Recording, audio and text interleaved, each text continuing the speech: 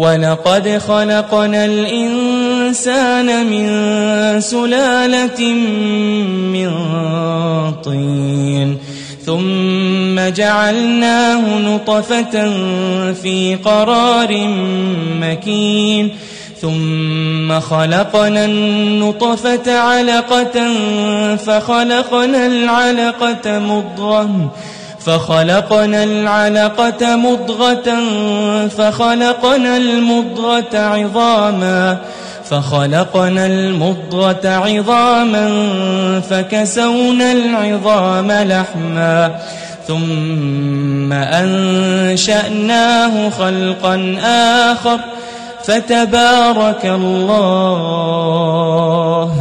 فتبارك الله أحسن الخالقين.